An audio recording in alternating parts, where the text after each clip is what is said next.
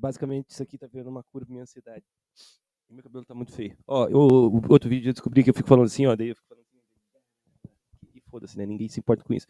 Ó, cara, eu tô muito ansioso, tem que meu orientador. Ó, é o psicólogo, tô desabafando. Não, eu tô ansioso por causa que tem um monte de coisa pra fazer. Daí eu gosto de expressar as coisas que eu penso assim. E eu queria falar assim, ó, basicamente assim, a ideia minha é expressar. Eu não preparei nem um segundo isso aqui, então, tipo, é só o que eu penso mesmo, e não sou nietzschiano, assim, mas ele teve uma real importância fundamental na minha vida e na minha forma de pensar. Então isso é básico. Então, tipo, não tem muito o que eu posso reformular ponto a ponto sobre ele, mas eu vejo que sou uma coisa antes dele e uma coisa depois. Ó, eu tinha que fazer isso na minha vida um dia. Eu tenho a tatuagem dele, todo mundo sabe que eu gosto muito dele. É, não, eu não sou uma pessoa que fundamento todos os conceitos dele, apesar que eu escrevi aqui rapidão, assim, ó, só para fundamentar o porquê que ele foi importante na minha vida. Uma coisa que eu vejo muito, assim, que acontece, é que as pessoas estão sempre falando sobre os filósofos, falando, o filósofo é bonitão.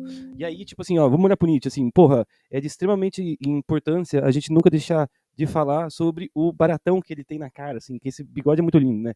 Mas por que ele não serve? E é isso que é a grande pergunta, né? Eu sempre falo, cara, para de olhar o bigode dos caras, tem que pensar o que eles pensaram, o que eles fizeram na sua vida, entendeu? Porque daí o cara, ele é nietzschiano, mas ele não é nietzschiano ainda.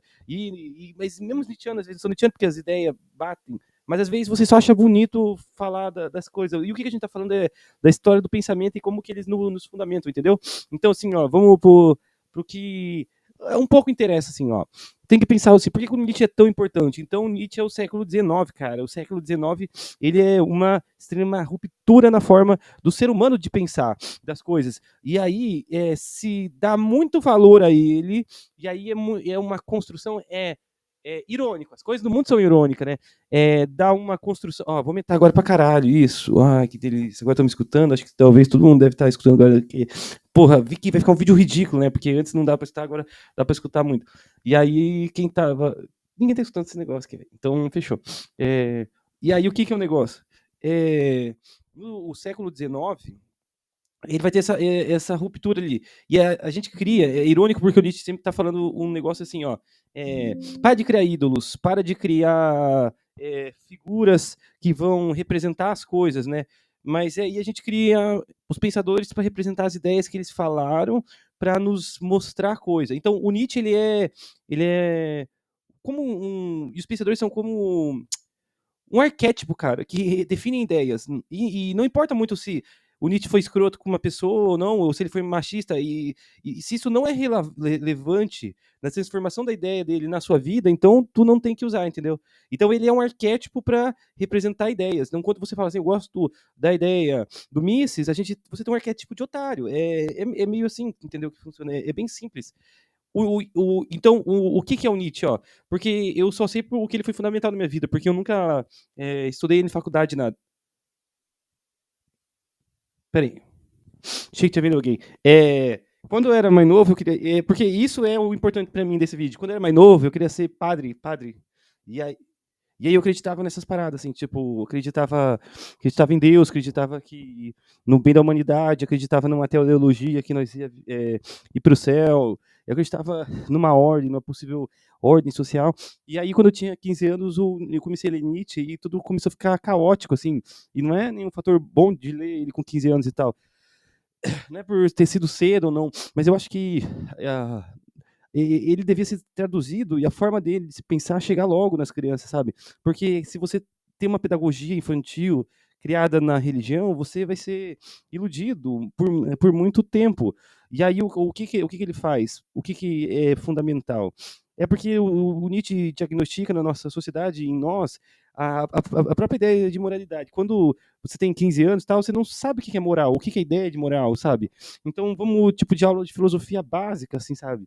Então, o básico do Nietzsche, fundamentando no Nietzsche, é muito legal. Então, por exemplo, assim, de um lado, na sociedade, a gente tem a moral, e a moral é um costume que ele é imposto de cima também para nós ter determinados comportamentos, entende? A moral não pode ser não vista não numa perspectiva de luta de classe, ou de luta de poder, ou de luta de organização.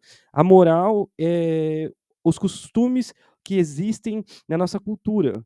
E a cultura são os costumes que nos definem. Então, quando você tem o Nietzsche começa a olhar na nossa sociedade e vai falar assim, ó, isso aqui é um bando de subordinado, cara. E aí o Nietzsche, ele parece que ele sempre tava puto na hora de falar, principalmente quando relatam ele nos filmes e tal, mas quando ele escrevendo, ele parece que tá muito puto sempre. Ele parece um alemão mesmo xingando, assim, sabe? Que ele existiu antes da unificação da Alemanha, né? Daí ele era um prussiano, se eu não me engano, se eu tô viajando, né? E aí ele vai tá falando assim, cara, mas isso aqui é um rebanho, isso aqui é um rebanho, tu é um gado, entendeu? Então, tipo assim, porra, e aí, cara, você é um cristão, e daí você começa a ler Nietzsche. Por isso que Nietzsche é muito legal, né? Porque tu é um cristão. Eu acho que eu só tatuei ele porque eu era um cristão. E ele vai falar, tu é um gado. E eu fiquei tipo assim, eu sou um gado. E, cara, eu sou um gado. Eu era um gado, entendeu? Eu ainda sou. Hoje em dia eu ainda me considero um gado. E aí, assim, ó, aí olha o que vamos só pra. Vou só ler as partes que eu coloquei aqui.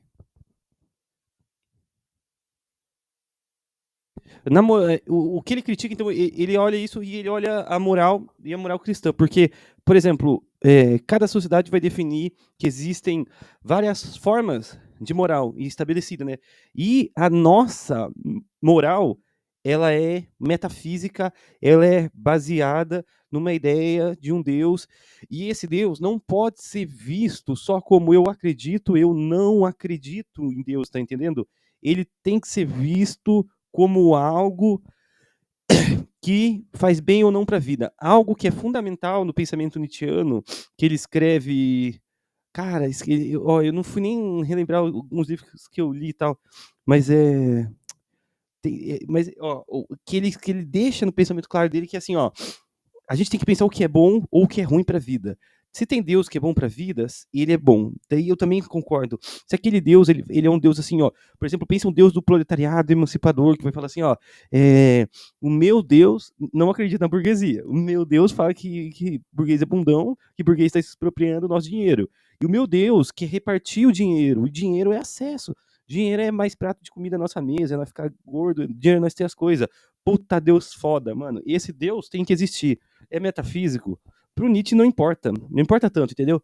Apesar que ele entende a noção que é um Deus metafísico. Só que pro Nietzsche tem muitas coisas que elas não têm respostas. Então, se não tem resposta, que nós criamos uma mitologia que nos sirva. Que se não tem resposta, que nós criamos uma versão de nós mesmos que sirva a nós mesmos. Por que nós criamos uma versão de narrativa que nos subordina? Essa é a questão nietzschiana.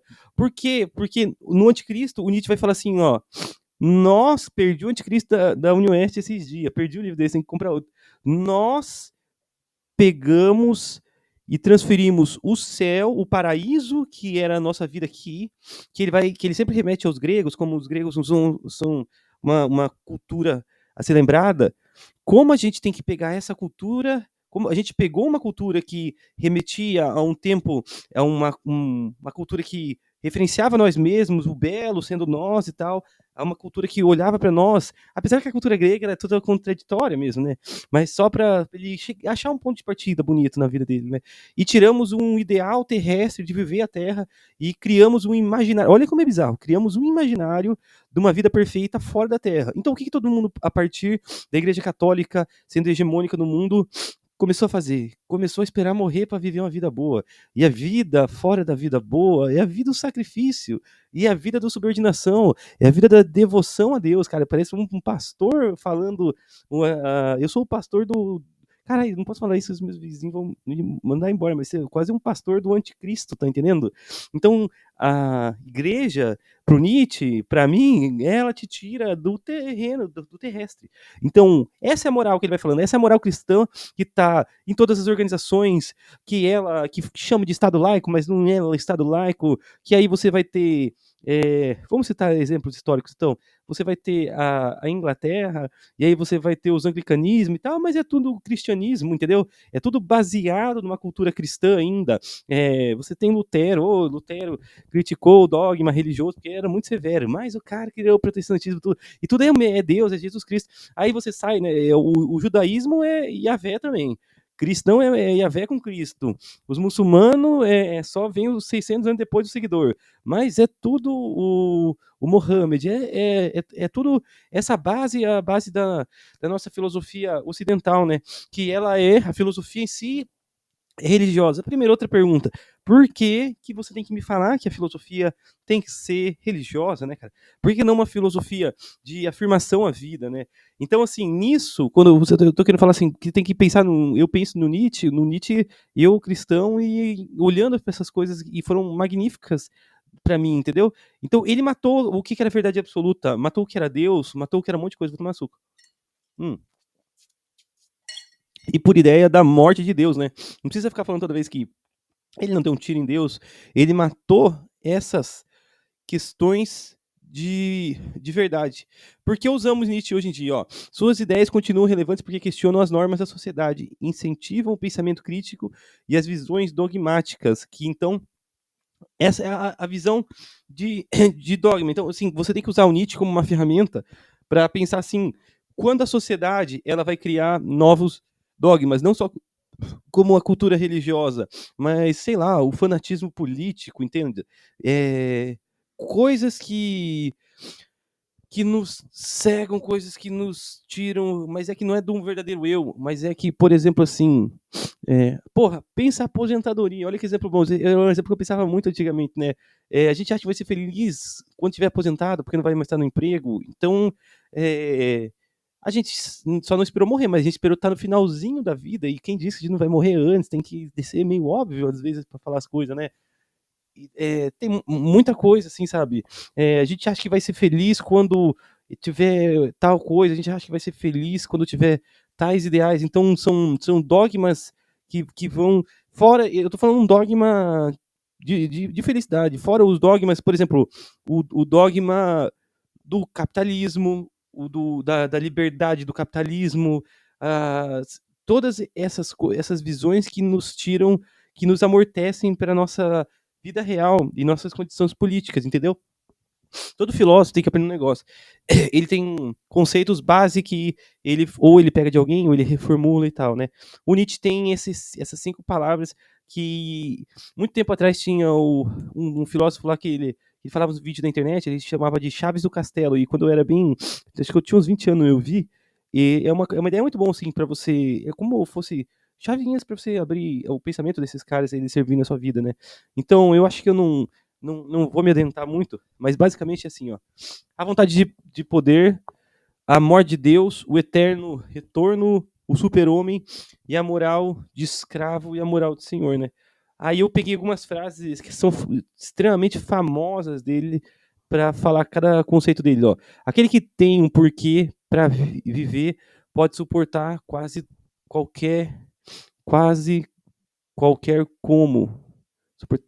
Sei lá, essa frase acho que tá errada que eu coloquei, hein, pesado. Deus está morto e nós o matamos, a morte de Deus. Vive de tal modo que possas querer viver esta mesma vida eternamente. Vamos tatuar isso aqui na sua cabeça, essas frases.